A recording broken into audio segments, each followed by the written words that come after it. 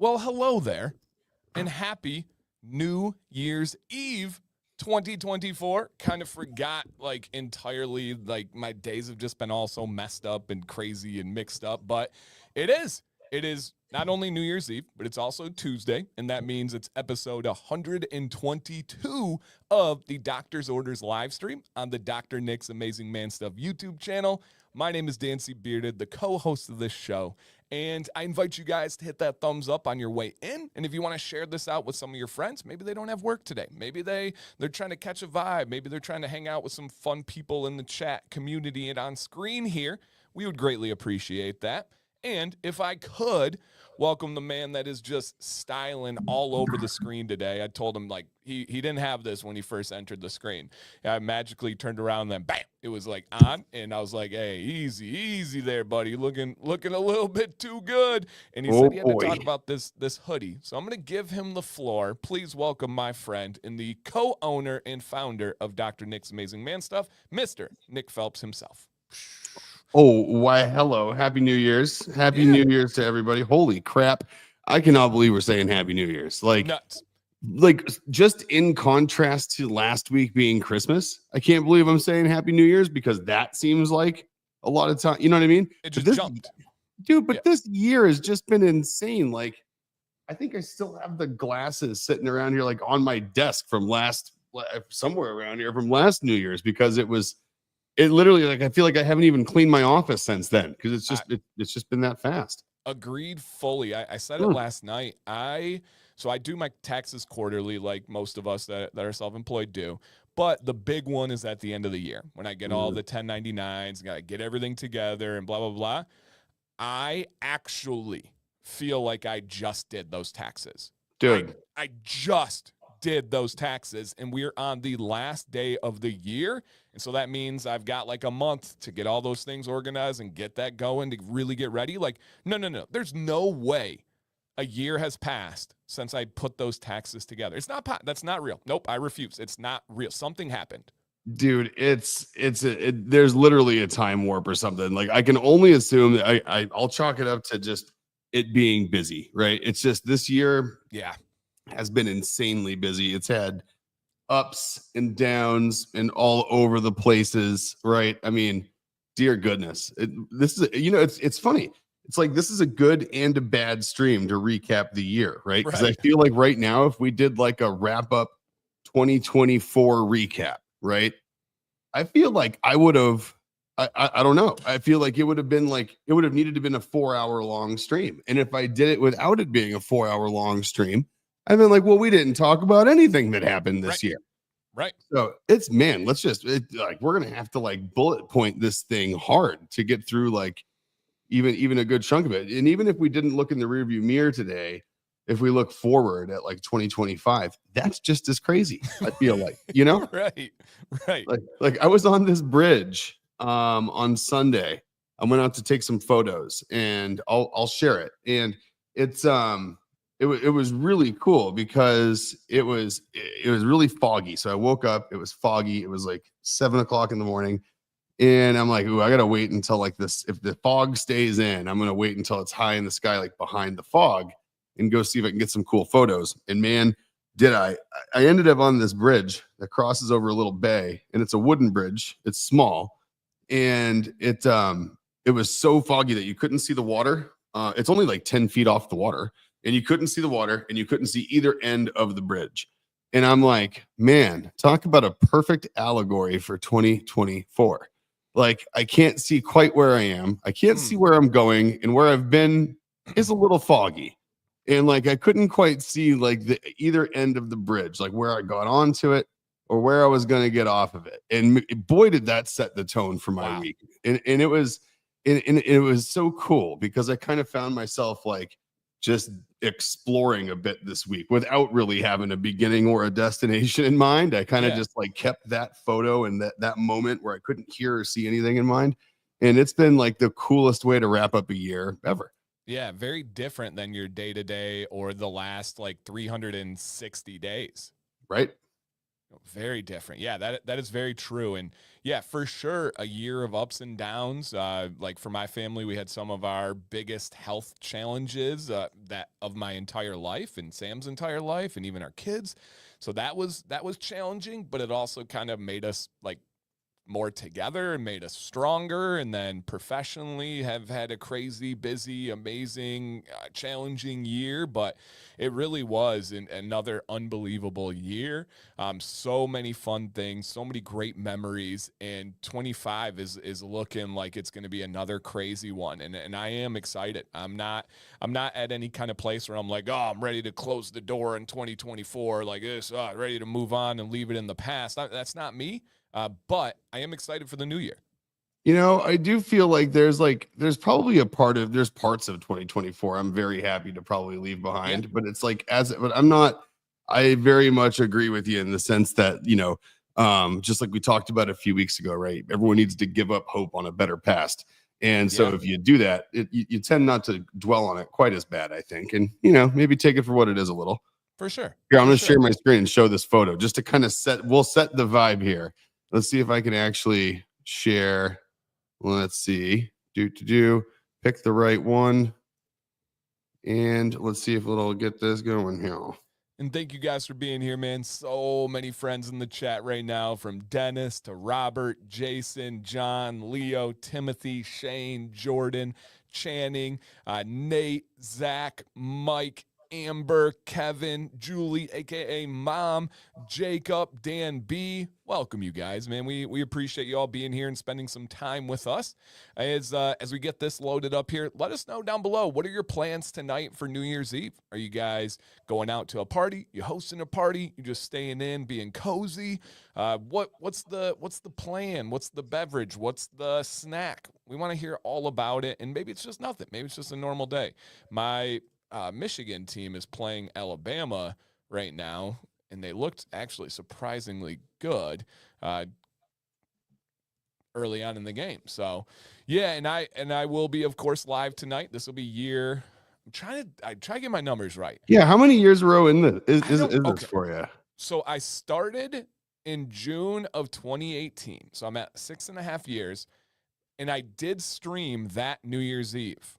So from New Year's Eve of 2018. So 2018, 19, 20, 21, 22, 23, 24. So I think this is year number 7 of the stream, which is really cool. And Wow, that's pretty sweet. And you guys go straight through the ball drop, right? we do. Yep. I usually go until about just after 1 a.m. to catch like the next time zone one, just because it's once it hits midnight, you can't just be like, all right, good night. So we kind of usually ride it out, but there's no set plan. It's really kind of free flowing. And one of the main reasons is even when I did drink alcohol, I didn't like anything New Year's Eve, because to me, that in the night before Thanksgiving is when I see the most amount of people drinking and driving. And Oh, even yeah. when I never did, it just made me unbelievably uncomfortable. I'm a fixer, right? I'm a guy that wants to, if somebody's being bullied, I'm going to step in. If there's a situation going on, I talked about last night, I literally apologized to 2 servers over the last week because of other people being rude to them, and like went to the manager and said they were doing a great job. Like those people were trash. Like, forget them. I like to fix things. I like to help things. And when somebody is around me and people are drinking and driving and they go, I just feel this weird sense of guilt. I feel this weird sense of like discomfort and grossness. And so I never liked New Year's Eve parties, ever, ever, ever. And so Me neither. It's always been amateur hour for me. Like back when I used to drink a lot of beers, I didn't like going out on New Year's because all those people that are out on amateur hour got in the way of us professionals, in my opinion, And so I'm like, you guys don't know what you're doing. Get out of my way. Right. But it's amateur hour, especially, up here in Boston. You have first night in Boston, which is like, amateur hour 101. Like, if you want to go have your first beer and get arrested for being drunk the first time in your life, that's where you go and do it. Yep. So that's where we stay away from. So we're going over to some friends' houses in the neighborhood right down the street. Our friend, their kids are friends of Oh, cool. Jack. So we're gonna go hang out. They're gonna all hang out, play video games. They're like, forget Chinese food this New Year's. Let's make fried chicken. They're like, so we're gonna do fried chicken and hang Nice. out. I'm like, perfect. We'll be there. Nice. And by the way, again, I don't judge anybody that drinks. I do judge everyone that drinks and drives. But if For you're like, sure. no, I'm going to a party or I have a designated driver, I'm just at home, literally, hey, do your thing, man. I don't think we should tell adults what they should Oh do if no. it's not harming anybody else. So, but just know that. But that's why I made the stream. I wanted a safe place for people to hang out and get all the vibes of a party, of a community. I also know that there's a lot of people that struggle with the holidays and whether they have lost loved ones, whether they just don't feel a part of something or they don't know where to go. And I didn't want to compound that and add to it with a New Year's Eve loneliness. So it's a spot that anybody can come. It's entirely free, good time, good vibes, free stuff. And so that stream means a lot to me. So yeah, year 7 in a row now. And That's killer. would not want it any other way. I think I'm gonna love that. flip from I'll flip from night 2 of the Kill Tony special over to yours once he ends. There we go. All right. Here's the picture. You took this, Nick? Yeah. Believe it or not, that on an iPhone. Wow. But it's like when you see it in full resolution, it's interesting that it has a bit of a blue cast on the screen when I see it shared through the browser. But it looks damn near grayscale when you look at it like on a native screen. And it was taken in full color. It's just that it was that gray. That's like no lighting effects, no filters, no adjustments whatsoever. That was shot raw and shared. It was just a weird day, and that was at noon. Interesting. Yeah. Dennis wants to know, is that the Duxbury Bridge? Yeah, Powder Point. Wow. Yep. Yeah, that's at Powder Point. And so what's really cool is I for some reason I would share my screen, but I guess I haven't shared out of this browser since there was an update. So it wants me to restart Chrome in order to share my screen. So I will avoid doing that so I don't drop out and come back. But next week, maybe what I'll show you guys is for some reason, it was just one of those days where it was like, oh, I guess I'm dealing with everything I see today on my drive in the form of artwork this week. So I took a picture of a tree and I wanted to do something with this piece of wood that I like burned up with a torch and I charred it up a whole bunch. So get this. So I found this tree and I wanted to carve with the CNC machine like a cool pattern into this piece of wood, but I've been trying to figure out like a natural pattern to put in it. So what I ended up doing was I took a photo of a tree against this fog. I cropped out a section of the branches in the tree and zoomed into it. And then I turned that into a vector. And then I turned that into a CNC file and 3D modeled it. And I put it in a piece of wood. And I'm filling all the cracks up with red and orange to look like lava. So it's like the patterns of tree branches coming through wood, like, but the wood's all charred and black, and it's going to be all cool and filled with all kinds of neat stuff. So I'll post photos of that as we go through the week, as I kind of try to focus on creative stuff this week and not so much my normal day to day. I love that. And man, there's layers to the depth of this picture here, like you had talked about. Did you mention the like new boards down at the bottom? The what? The like the replacement boards that are at the bottom left-hand side. Oh yeah. So that's actually pretty cool. And if you look up really far ahead, they're actually patching the bridge about like right where you can't see past anymore. There's like a whole little area squared off where they're patching up the new pieces, but it is. And one of the things and so that's kind of an interesting little concept if you think about it, right? You got this old bridge, you can't see where it's going. You're replacing the boards on this old bridge and rewriting it and giving it new life. And there's this maintaining it all the time, and it's like, I guess, I was talking to someone last week and they said that they always got really anxious whenever they visualized a situation. They kind of created like a movie script in their head. And I think a lot of us do that. And, when we kind of think about how something's going to go or what's going to happen with a situation, and whenever it didn't line up with what they thought, that's when they started getting anxiety or they'd get angry or they'd get upset or depressed.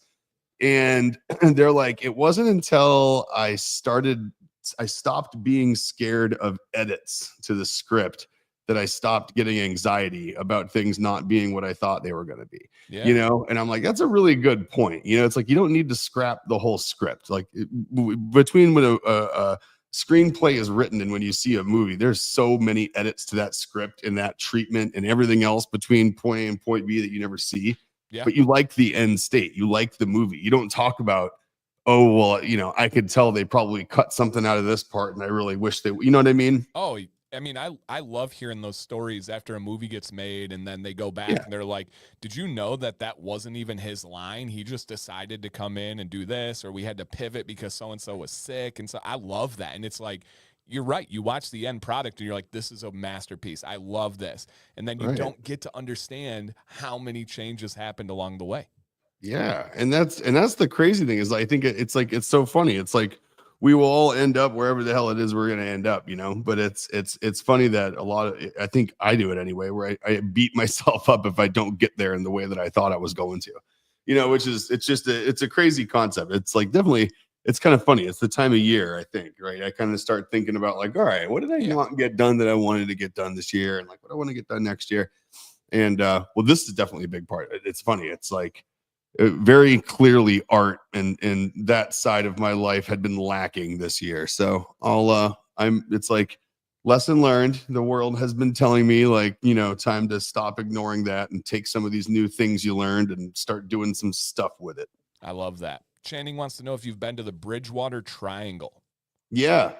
I think if you're into weird, creepy stuff and you live up here, you know, you've definitely gone and tried to huck down puckwudgies in the Bridgewater Triangle. What? You know, but I'm guessing the special talked about the puckwudgies. What is a puckwudgie? Puckwudgie, look it up. It's like a little creature that they say lives in, it's part of like the cryptozoology world, and they say it's one of those, it's like the Bigfoot of the Bridgewater Triangle. Whoa. Yeah. It's Little like the goblin the creature. Jersey Devil or you know, whatever. Yeah, there you go. The puckwudgie. I've never heard of that. Yeah, they're like, and so think of them like you know, yeah, they're like, We got them in like, Michigan. What the heck? oh, I need to yeah. find me a puckwudgie. Yeah, get you a puckwudgie. Wow. Yeah. Interesting. So the Bridgewater Triangle, there's a few little creatures that are known to be seen like in the Bridgewater Triangle that people like to talk about. But yeah, it's interesting. There's all kinds of weird crap that goes on down there though. I was doing something when geocaching first came out. It had me walking around the Bridgewater Triangle area quite a bit because people were hiding like geocaches that had to do with like the, you know, the mysterious parts of the forest. Yeah. Interesting. That would be a fun one. Have to go like, oh, we gotta go to the triangle. Yeah. There we go. Dr. Nix live from the Bridgewater Triangle. Interesting. And that's, I mean, the whole Northeast has some spooky stuff when you're talking like the Salem witch trials, when you're talking a lot of that kind of stuff. And like you get out there and almost that, like the climate that you just showed in that picture embodies that. Oh, absolutely. It does. I mean, that's like the creepy landscape. It reminds me of like, you see why Stephen King novels have like that eerie, you know, backdrop to all of his stories, because if it's like coastal Maine, it looks like this constantly, you know. It's like that's just what coastal Maine looks like, you know, a lot more often than it looks here in Massachusetts like that. But it's I love those days. Like first thing I did, it was like I was like, oop, okay, I'm gonna call in sandwiches, and I know they're not gonna be ready for 30 minutes, but I'm gonna call them in as I'm leaving the driveway, so I have an excuse to like do the long way to go over to where I'm going, you know. Yeah. Interesting. All right, and then we have another picture coming up here for you. And that first one was with your iPhone. This one was just with your iPhone as well? Yeah. That's crazy.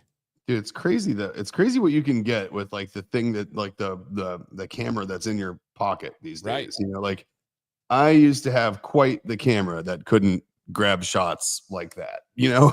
That's crazy. And in full resolution, like when I put it into Photoshop and I pull it up, like you can actually see the full landscape of that bridge and each one of those drops of water. Beautiful. It's upside down, obviously, but it's pretty cool. That's so cool. So you do have that art mind where you see something like that and you're like, ooh, I can frame this up where I can get this in the background a little blurry. I can show this in detail, because my brain does not work that way. And see, so I love hearing you say that. It does. And I assume everyone's brains work like that. And I have No. never found anything that I've ever made unique or special. So that's just where my head goes. I'm self-deprecating, just, I guess to the core, and I need to get over it. But literally anything that I've ever done art-wise, I've always felt like such a fraud, because I'm like, well, everyone must see that. Like, that's easy. So it's, you know what I mean? Like, it's just the weirdest thing. If it comes easy to me, I don't feel as though anyone else would ever find anything neat about it. And then Right. it took me until I was like, I don't know, like 40, until I was like, oh, there's some things that are easy for me that aren't easy for other people that they Yeah. think are pretty neat when I do it. And Right. so I don't know. Hey, some of us learn that about ourselves in high school, and some of us learn that about ourselves on our 41st birthday. So Right. And you know me, man. I tackle task. I feel like I'm highly accomplished. I go get it, but I don't think that way. Like it just doesn't work. You know the worst case situation is Sam saying, "Hey, can you take my picture?" Because I know I'm not going to frame it right. I know, I apologize. Here's the even worse case. Hey, take my picture, and then tell me how to pose. Stop. Oh, stop. My brain trying to explain to my wife how to pose. Are you kidding me? And yeah, and she's just kind of run like you. at that Like point. Just run away. she's like you, where it's pictures and she sees it, she gets it. And so when I'm getting a picture, she'll tell me, hey, do this, look up this way, do that. And it just makes sense to her. When it comes to me, she's like, why can't you tell me what to do? Because I'm like, my brain actually doesn't work that way. When I tell you I don't know how to tell you, I'm not being lazy, and she knows this fully. She doesn't fight me on it. But it's like, I'm not like just being lazy or just trying to pass it off. I don't know how to do this. My brain does not tell me what's right and what's wrong. And so, yeah, hearing that your brain works that way is super interesting to me. That it's so, and hearing that yours doesn't is super interesting to me, right? So it's like, Yeah. and so all right, okay, so I don't know if we're going down this rabbit hole. Let's just go there. I'll send you a couple. I'm gonna send you two more here. Yeah. Perfect. Because why not? We're having Yeah. fun. For sure. It's gonna be two that come in together, and then another one by itself, and the digital one show that last. And also, guys, I have pinned in the chat the link to the new scent Sage. So if you guys want to be some of the first people to get your hands on that essential oil, Sage in the beard product, it is light, it is earthy, it is refreshing, it's bright at the same time. That bad boy is available and out right now. So again, I just want to make sure I let you guys know, because everybody always asks for when's the new scent coming? What is the new scent? Bam! Sage, as picked by you guys as the most popular scent from the mystery lineup that Joe created. Oh yeah, I have it in beard right now. It's very nice. You know what's funny is our dog, Sir. He is like a ridiculously huge fan of this Sage beard oil. Like, Really? anytime I've been in the room with him today, he's like paws up on my lap, like nose just in my beard. Like, I had to rebun this thing earlier because he was snarfling in there and he undid it. He was liking it too much. Hey. While Dan's getting these loaded up, I'll tell you what he's doing. I have there's 3 photos I sent him, and then a render.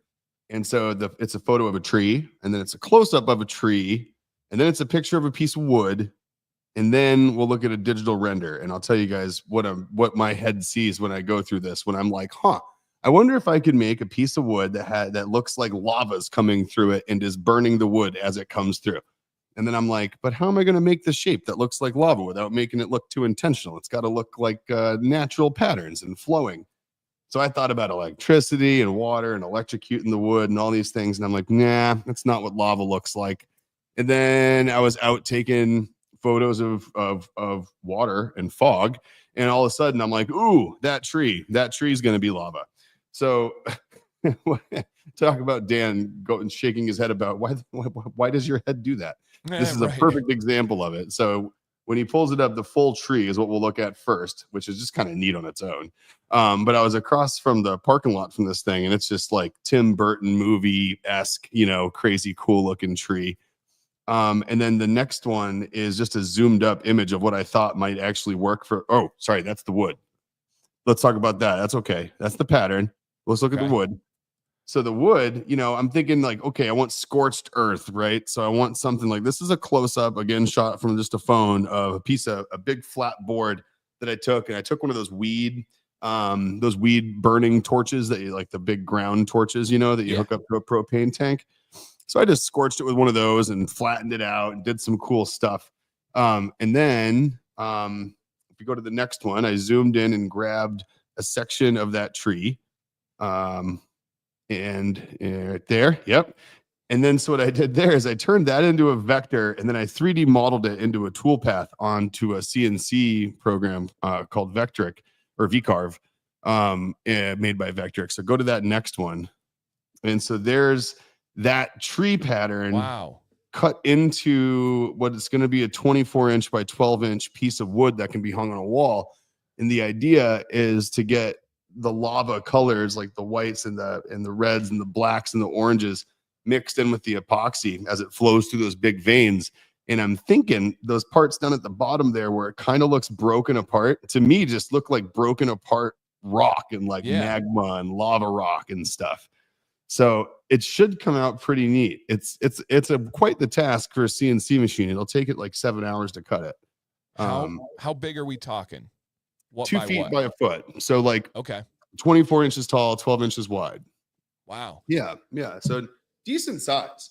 That's the way your brain went from this to this to that. I can't explain to you how much of a foreign thought process that is to me. Cool. Like, unbelievably. I think in the same regards to the way that I make beard videos, where people are like, how do you make beard videos? You got to run out of content. I just listen to people and what they say to me. And then I'm like, if they shared that observation or that question, I guarantee other people have similar thoughts. Where is the meat of it to turn it into a video? And then how do I execute it in a deliverable, digestible way? I don't think most people can make those jumps. They don't. I know for a fact most people cannot make that jump. No, and I mean, I know for a fact people can't make the jump you're just talking about either. It's just crazy the way that the different brain patterns tick, because like anyone else that was intentionally trying to extrapolate a topic like you do, right, and talk about it. Yeah. Trust me, I've heard people do it. We all have that aren't quite as gifted as you are in that area. It's like watching a comic bomb doing stand up, because they end up just not getting anything out of you from like an investment, like a mental investment standpoint. Right. And it feels like they're just talking to talk, but right. You do find valuable points to talk about inside of a topic. That's like exploring a topic is like your specialty for sure. No doubt about it. And thank you, Channing. She said Monday nights there's almost too much content, never lack of. Yeah, for sure. It's true. It's like I get all this stuff. I feel like everybody has stuff thrown at them all day. And it's interesting to think about what we grab. You're grabbing stuff that I would see that same tree and my brain would never go there. People that are in my live streams are getting the same information that people are sharing in comments. And somehow I'm able to grab stuff to stick and then make it into a video. And brain. And that's so crazy that you bring that up, because I have a buddy who is a professor, and he does a lot with AI. And we had a really long discussion about the thinking patterns of AI and how similar it is to human brains. Oh, yeah. Also the pros and cons. But once you've learned how AI thinks, it's freaky. It's scary, especially when you compare it to human brains. And it's so simple. Like everyone thinks that it's like this super complex thing. And it's like, it is not. It is learned and it is observed and therefore learned patterns. Yep. And the only thing that AI is really good at that our brains aren't good at, and honestly, it's the craziest thing that you wouldn't even think of. It's the ability to forget and retrain. Because if you're able to learn 20 things and then you were able to selectively forget 4 of them and relearn them having known the other 16, that's very, very different because you have such a different perspective learning those things, right? Yeah. So like, again, the ability to forget is like the most powerful part of the human brain, like being able to prune. And AI, of course, has that down pretty well because we tell it when to do it. Yeah. And the super interesting thing that he pointed out is the model is very similar, like you said, to how to learn from the human brain with some key differences, pros and cons on both ways, because you can overwhelm AI too. A lot of people don't realize that. And it can hallucinate. It literally hallucinates. So Yeah. if you give it too much information, it hallucinates, and people don't know that, but that's real. And so That's a gotta very be real thing. careful, because you can go too far with its limitations right now, where it will give you information that is, yes, I didn't know you knew that. It's so cool. But we were talking about it. And if you do like beard content searches on AI, a lot of it right now is what I say. And it's not like me being bragging or boasting. It's because it's some stuff that I literally came up with. Like, well, a lot of it's getting transcripted, tons of it. And here's the interesting thing. Channels like Beard Brand and a lot of others have as much or more content as me, but mine keeps showing up on these AI models. And his hypothesis was that I structure my content from a teacher's approach. I do it in a way that is to students. Now, what is the way AI learns the best? As a student. And so his guess was that it is consuming my content just like every other beard content out there, but it's able to process mine more simply because of the way I format it, and that's why it's using my content. Which, I mean, if you think about it, it's the same. The reason that AI is drawn to your content is the same reason that humans are drawn to your content, right? Crazy. It's digestible and it's easy. And it's the language model concept, like the difference between like the large language model and the small language models, and like being able to look at like how small language models have simplified that learning, input, retrain, relearn process is so cool. And like, with the small language models, what they've been exceptionally useful for in my line of work has been the ability to tell them to stop learning. So to be able to tell them like, okay, learn, absorb inputs, no more adjusting any learning, and then you can tell it when to retrain at opportune moments when you want it to learn new detail, but not be influenced by variances. It's pretty neat. Like it's neat stuff. And then if anyone wants to have fun with AI, one of the best things to do with it, that I'm sure your buddy talked to you about this too. It's just a funny little point, but the guy that I know that's a professor on the topic, he loves doing it. Ask it if it's sure. Ask it, are you sure? Interesting. And then ask it why. And then sometimes like I've had Chat GPT go, I'm not sure. Or you say, are you sure? And it'll say no. And you're like, okay, what are the other possibilities? And it's like, well, I deduced that was the most likely, but here's the other options. And, and it spells it out for you. And it could be wildly incorrect. And it could be like, I don't know. Interesting. Eventually you can get an I don't know out of it.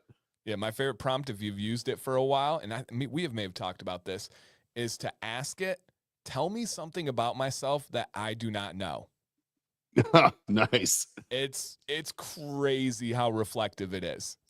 Oh, I bet. It's funny to see like what it's learned about you. Yeah. Like what's your opinion? What's just based on your questioning it's learning about you. Oh yeah, which is why I'm always people laugh at me all the time. I say please and thank you when I'm talking to ChatGPT. I can't help it. Time. I talk to it like I'm talking to a person, because there's a little part of me that's just like Skynet's not that far off. I kind of want to be on the good side. Like if there is like a Plinko machine of kill humans and not kill humans, like I would love to be sorted in the not kill humans bucket. Yeah. If I had one desire, for our someday robot overlords, Here's another interesting one. And also, guys, if you're just coming in, this is kind of how our stream works. We just go wherever the thoughts take us, and hope you guys enjoy the conversation and camaraderie. I have a feeling, and again, straight up, tell me if I'm wrong. I have a feeling that this is very similar to you, Nick, and it's not with me. Again, another difference. But Amber says, my biggest problem is my brain tends to come up with the best ideas at the least opportune times. When I'm in the shower, when I'm in bed, then I forget by the time I can write it down, or something else in life like comes by and gets away. Is that similar to you or no? Yes. And so like this, it's funny you say that. I've literally started wearing this in the shower now that Jill got me this really cool bracelet for the Apple Watch. This titanium bracelet that matches the titanium on the watch. And I can wear it in the shower now. And it's exactly for that reason. I literally wear it in the shower so I can take voice notes, because I don't know what it is. And everyone, of course, experiences this. I am not unique in this sense at all. And it is that, between the white noise, your brain waking up, your nerves getting stimulated, your body waking up, right? Between scents and smells and everything in the shower, you're gonna have thought patterns in the shower that you're not gonna get back for the rest of the day. It's just a fact. And so this thing has been riddled with voice notes since I started doing that. I started just opening notes, and then I'll just rattle down bullet points, and it takes bullet points down really, really well, even in the shower. And then I get out and I just organize them on my phone. But it's interesting. Yeah, Amber, I don't know. I had that frustration literally until like last week as far as showers go, because until then, it like my counters are covered in this. It's like I just have like little scribbles. Like literally every piece of paper around me has scribbles all over it. Like you can't find a piece of paper that's within reach of me that doesn't have scribbles all over it, because it's interesting. Yeah. And so I have my phone just out of the shower, and when those thoughts pop up, I go, hey, I say her name, I don't want to activate everybody's phone right now. Hey, you, hey, Jude. And then I say, text Samantha, and then I tell my thought, and it texts to Sam, and then she doesn't even respond anymore. She knows it's just me, just shower thoughts. And so then I take those and then I put them into my notes. There you go. Interesting. Yeah, John, I feel it. So here's my biggest problem, and I've had to come to a realization of this. Oh. My day is super hyper efficient. Now, I say that, and I don't think most people quite understand how packed my day is, right? Somebody asked me yesterday for a phone call to talk about like the new year, and I love this person, business owner, great human. And I was like, hey, are you looking for like a console or what? And they're like, I just want to chat. And I'm like, I love that, but like my day is so unbelievably packed. To schedule a call about that is so difficult. My day's so blah, blah, blah, blah, blah. So what happens is I'll get done streaming at, let's say, 11:45. My brain doesn't stop. But the real problem, if I'm being real and being vulnerable, is, and I believe there's a name for it, but I have this form of procrastinating. The only thing in my life I ever procrastinate is sleep. And I feel like, again, I looked up the term, I forget what it's called, but there's this term for when you feel like your day was almost taken from you and that you have to seize that time, right? Because I got 3 kids, I got the wife, I got loads and loads of work that I do on a daily basis. And so I'll sit there and I'll procrastinate sleep. And I'll do it with work. I'll do it with bogus videos that I'm watching. It'll be like guilty pleasure shows that I want to watch when I know that it would be more serviceable for me to fall asleep right then. But I struggle making myself do that. It's one of my only areas of like willpower weakness. And part of it is my brain's just racing and going crazy. And it's hard for me to be like, yes, I can go to sleep right now. And so that's something I'm working on for this new year. And I've already kind of started. Nice. Yeah, that's a good one, dude. And it's I'm on the opposite. I think I'm on the opposite end of it, where like I'll have no problem falling asleep because I'll know that like I'm tired and I need to go to sleep and I gotta shut my brain off. And when I do decide to go to sleep, I go to sleep really quick. Yeah, but you have that ability.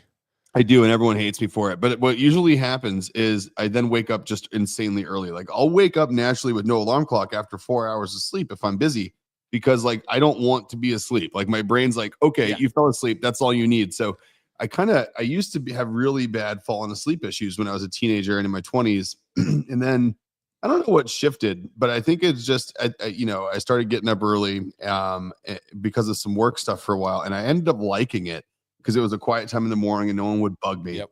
And I found that, like, no offense, Jill, I found, if I stay up at night, obviously there's people with me, right? Like Jill's there, other people. But if I wake up early before everyone else, it's just, it's quiet. The world is still outside the house, not just in the house.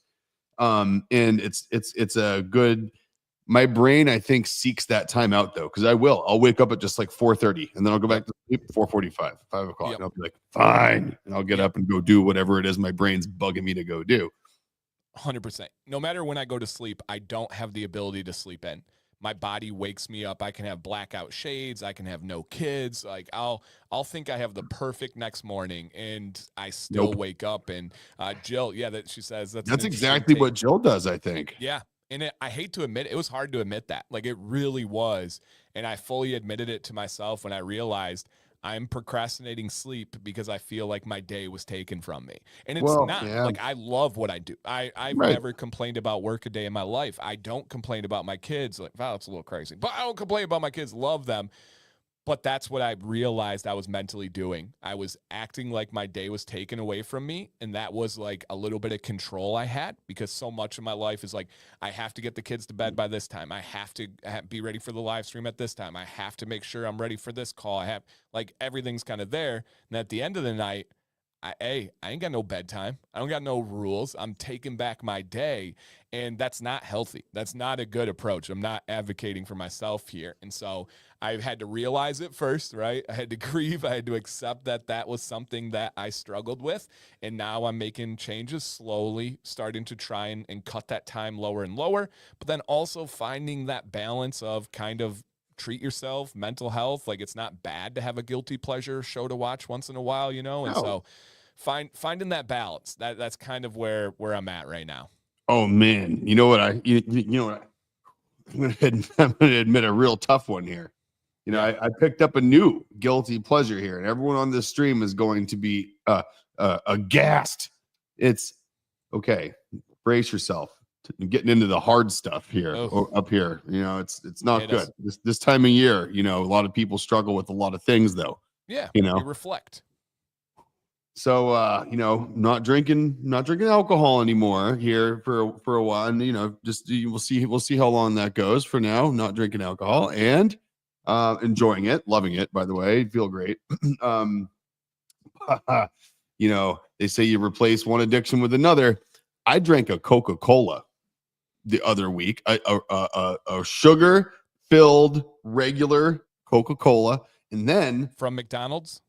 Well, that's how it started. And then there was one at a restaurant, and then there was some in a shopping cart at a grocery store, and then there was some in my refrigerator earlier, or like last week. And I'm like, it's Christmas. And then I'm like, wow, I'm like literally treating like Coca-Cola here like it's like hard alcohol and I'm not supposed to be drinking it or something. Like, it's the funniest thing ever, because I'm like, now that I'm not getting empty calories through beers, I'm like, there is a part of me that kind of just wanted like just something not good for you to drink that tasted good. Yep. And I'm like, you know what, I'm gonna do it. And like, it was so funny because Jill and I found ourselves, we like the other night, we're like, do you want to get a Coca-Cola? And she's like, oh, I don't know. Are you think bad? You think we should? Boy. And I'm like, yeah, I think maybe we should. We worked really hard today. I think we deserve it. You know, it was like this thing back and forth. It was like we were making like these dirty little dastardly plans with our Coca-Cola. Yep. It was the funniest thing in the whole world. I treat pop like a treat as well. Sam is a Diet Coke drinker, and she does not treat it like a drink, which is interesting. And also, man, I'm so interested in so many things. You know how like aspartame and the artificial sugar got like the worst rap ever? Yeah. If you actually look, and I'm not a diet person. I hate diet. I can't stand the taste of it. No. If you look into real stuff, all of the negatives against it are baloney. It was just made up and just marketing and slander and all this stuff. And you go to like actual experts, it doesn't. I used to remember being like Diet Coke, like, oh, the aspartame, your body processes it like sugar in it, but it gives you belly fat and all the.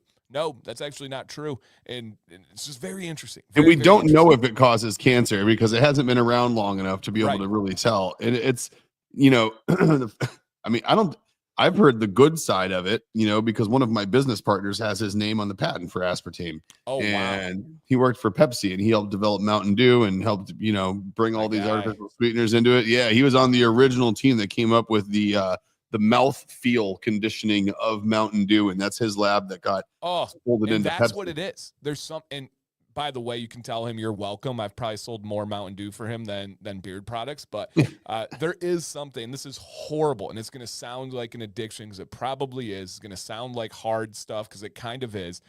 But there's something about that first pop. This sounds so bad, but there's something about that first. There's so bad, you guys. There's so bad.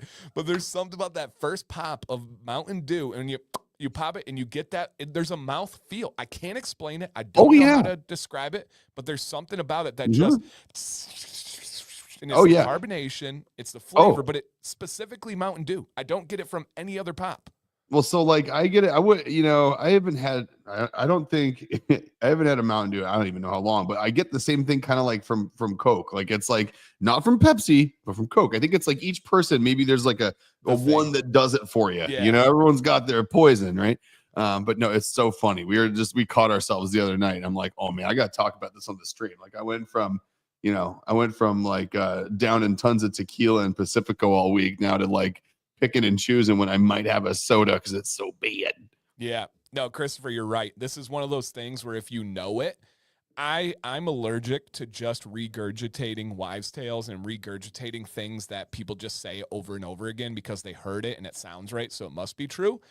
The people that know about aspartame and the not bad sweeteners, right? Like Christopher does, once you hear just the regurgitated talk about it, you're like, oh man. And he goes, when you piped in about it, I got worried for a single second. Glad you're up on it. I can imagine. He's like, oh God, is Dan going to say something that he doesn't know? I was shocked. I was shocked when I actually got the medical studies. And actually the buddy who is a professor, he wrote a paper and everything on this stuff. And so I have like really randomly deep conversations with him. So it's super, super funny, but man, I love being friends with really smart people where you get that stuff out of them. Yes. And it reminds me that I'm not that smart and I love that. And I need that personally. Oh yeah. Same here. Like I need to get knocked down off of whatever peg that I think I'm on sometimes. That's what it's called. RBP, revenge bedtime procrastination. Yes. That's literally it. Thank you, Dynamite. Yep. Jill, look into it. That's what I have fully. And I can admit it. Yeah, I can admit it. Oh, I'm gonna keep track of it. I guarantee you next time Jack robs Jill of like 2 hours in her day, she goes to sleep at 1:30 in the morning instead of 11:30 that night. 100%. 100%. And if you have a chill day and you get to bed, you have like a bedtime where it's like normal, you probably go to sleep earlier. Interesting. Yeah. Now, Nick, hard-hitting question while we're on the topic. You don't have to go there if you don't want to, but you told me you wanted to talk about this hoodie. Tell us about the dang hoodie, Nick. Oh, well, this is so Jill. So we got, this is just a long sleeve t-shirt on under this guy. So we got the flannel. This thing is so freaking cool. So Jill, so I found it and then I told Jill about it before Christmas, but I was in the surf shop down at the end of the street from our place where we've sent you guys some stuff from the Levitate. Oh yeah. And so I'm in there, I was picking up a coffee one morning. They have a coffee shop that's like attached to the surf shop. So you can kind of like look around while they're getting your stuff ready. Genius. And let's turn clothes into impulse buys for people waiting for $8 coffees. Like, I love it. So anyway, there I am doing exactly that. And I grabbed this flannel, I put it on. I'm like, oh, this is a comfy flannel. Again, it's like a shacket. Jill, talked about how I'm just learning about these. It's got a liner. It's thick, blocks out wind. Is there a hood on that as well or no? No, it's just a collar. I was saying because that wouldn't work if you double hooded it. No, I don't like the I hate the double hood. No, can't do it. Too bulky. Yeah. Ooh, and you got the floppy hoodie that works with that. Yeah. So I try it on, and the girl at the desk is like, "Ooh, yeah, those are sweet. If you like it, you better get it quick though, because they're gonna sell out fast. It's our New England flannel." And I'm like, "What do you mean?" Like all flannels are New England flannels, and as far as I'm concerned, and she's like, no, she's like, we actually wanted to make something that was sourced and made in New England, and she's like, the wool, the sheep that the wool is from are from Vermont. The wool was sheared in Vermont. It was loomed in Connecticut. The buttons are from Rhode Island. The polyester is from an offshoot of an LL Bean factory in Maine. It was all sewn together. Yeah, it was all sewn together in Fall River, Massachusetts. So it's like the material down to like the thread, the buttons, the wool, the polyester, the everything is all from either Maine, New Hampshire, Vermont, Massachusetts, Connecticut, or Rhode Island. And it's reflective of that in the price, of course. Right. Which is why I had to then tell Jill about it, because I looked down and good thing I didn't have that coffee yet, because I would have done like the spit it out reaction everywhere and had to buy 3 of them. But it's bad. But very well worth it. It's like, it's really cool. Like you can tell, it feels like you're wearing like something made in like Amish country. You know what I mean? Because Yeah. it's like, it's all like local stuff, but it's like you can tell it's not mass produced, because there's things that like, if I knew how to sew and had any talent in that regard whatsoever, like you'd think it's like, oh, okay, well, that makes sense. That's probably how I'd have to do that when you don't have a factory Machine. pre-made pieces, you know? Right. It's pretty cool. It's like if you like stuff that's like, you know, if you're in New England and you like stuff that's like from here, made here, definitely check out Levitate. Check out the New England flannels. They're I think it'll last a long time. I hope. It better. But they're really freaking cool. And speaking of Levitate, can't give any details, but maybe keep that name on the radar for Dr. Nix in 2025. Levitate, Dr. Nix. I'd You say never know. spring 2025. Yeah. Okay. That's On that note, that's gonna be a lot of fun. it is. Maybe. Is. Right. Hope we'll see. But keep that name in mind. Now, being that it is kind of that New Year's Eve stream, and people like to wonder about these things, are there any kind of big plans for Dr. Nix for 2025 that you feel confident and comfortable with sharing to people, or do we just kind of got to get there and people pay attention as we go? No, I think there's stuff that we're willing to share. It's we've got to a point now where we're gonna hit I think another, you know, we every year we take what we were good at the year before, things we learned, hopefully we've turned them into a process and polished them, and we get to then depend on those things as a platform for growth next year instead of learning those things as a product of growth. Right. So using the things you learned as a platform is what moves you forward. So I think we're doing that. We're going to definitely be doing that in the form of shower product, bottling, labeling, and production. We're going to be bringing on probably some more team members to handle that stuff in-house. So we're going to be adding to the team downstairs. I think because of what we're doing there, you're going to see a lot more shower products come out. I think you're going to see a lot more scents. I think you're going to see some cool variations, and you might even start seeing some specific stuff that we weren't able to do before, as far as like extra moisturizing stuff, maybe, and then some, hopefully, I'm looking for, we are not only going to, well, not hopefully, we're really close on it. We're going to be having our all natural deodorant is definitely going to be a 2025 thing. I also want a facial moisturizer. That's going to be a 2025 thing. And when you said soaps, are we looking at possibly a version of a solid soap now that everything's kind of in-house and going? Yeah, an exfoliant bar is kind of what we're going for. I wouldn't want to duplicate the use of like a body wash, but I want to make one that's made for like if you need like a once a week, maybe a little pine tar in it and strip your skin out of some stuff. And just if you're extra greasy, extra dirty, need to do that once a week clean, or you're extra sweaty in certain areas, then I think I want something that's going to be that higher pH that's made to really get in and get you extra clean. I was just gonna say the pits and the bits can require a little bit more daily attention, a little bit more aggressive for some lifestyles and stuff. Exactly. So huge benefit. Huge. And I'd also say on top of all that, some new merch. I've had some as we kind of pull away some of the stuff that I'm doing in other areas and slimming down my portfolio of focus. I would say, it's not like I'm getting necessarily getting like more. It's interesting. I'm not doing less as far as an amount of time outside of Dr. Nix. I'm actually probably doing a little more, but I'm far more focused this year on what I'm doing outside of Dr. Nix. So I'm way less scattered, which means that the time I'm going to have more just mental capacity. And I think the time I do have to spend with, the Dr. Nix team as it is now, which is it's just so much more than myself. I kind of have to call it that. Is that it's going to be more focused, and I'm going to have a clearer head. And it's funny, like when you have limited time to spend on things, and the things that come out are things that don't come out of your hands, but things that come out of your head.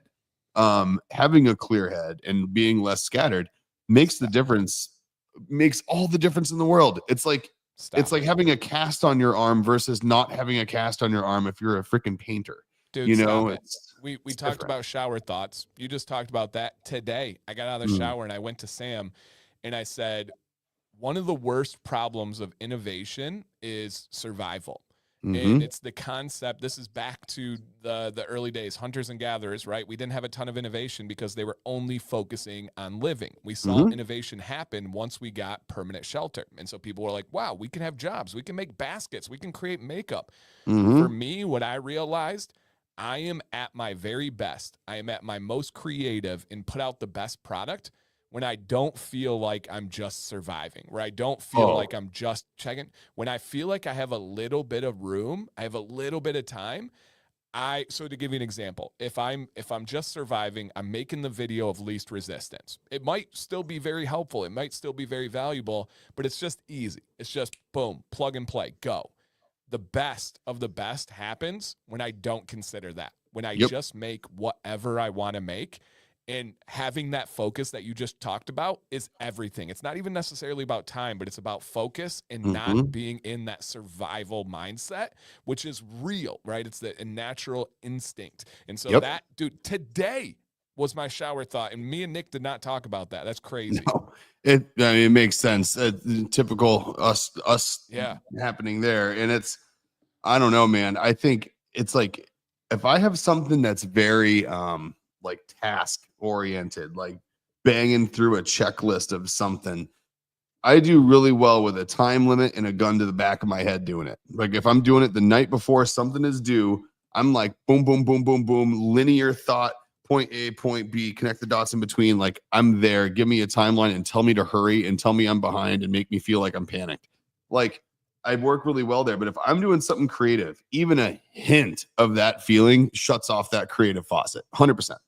Like if like what you're saying, like if you feel like you have a time limit on what you're doing, I don't even go into creative endeavors anymore if I know I'm going to have a time limit. Like if I'm like, I only have an hour to spend on this, go do it. Like, nope, might as well not, because nothing's going to happen. Like I need to go in with things like that where I'm like, I'm going to go do this. And then whatever time I have left, I'm going to go do X, Y, and Z. Like no time to leave, no expectation, no check-in by 2:30, none of that crap. Like, I don't do well in a creative process that has a box around it. I don't. And it's that balance of living in reality and having to check those boxes to literally survive, but then also finding the ability to free up that creative bandwidth so you can have more of it and survive better and easier. Because you can't just be like, Nick, scrap your schedule, get rid of it, be creative. You can't do that every day, 365, and so balance, man. I hate and love balance so much. Me too. It's the crux and cornerstone of my existence. Yeah. Yep. All right, guys. Well, thank you for that mental roadmap journey. And what better day to reflect on the past and the present and the future than on a New Year's Eve live stream. And thank you guys for adding to our conversation. Thank you for listening to the conversation. We will be here, right? This is not changing. We love this show. We love how you guys make the roadmap for Dr. Nick's and their product development and pretty much every aspect of the company. So thank you for being you. Thank you for an unbelievable year from me. And I'll let Nick have the final words for Dr. Nick's of 2024. Oh man, I feel like I should have thought about this and had it's like the last words I'm going to say to all of you this year in 2024 until we see you next week on what? Let's see. Next week's going to be on the on the 7th, right? Duh. That makes sense. Yeah. Hey. Cool. Well, happy New Year. Please just be safe. Don't do anything. And you know what? We're going to leave this with my two most valuable rules, right? Don't F it up. Right? And don't do two illegal things at once. Just don't be stupid. Don't, I would say don't do anything I wouldn't do, but that's just not good advice. So we're going to leave it with a good, solid, don't do anything stupid. Don't do two illegal things at once. Don't drink and drive. Call a friend, call an Uber, do whatever you got to do. Take a nice walk. Yes. But just be safe and have fun. And we will see you guys next week. Hopefully we'll have some more cool plans to talk to you guys about the first couple of months going into 2025 we'll talk about. And we would talk about some previews on some new merch and some previews on some new packaging and some other cool stuff coming up it won't be a dull year. That is for sure. So until next week, stay amazing. That's it, guys.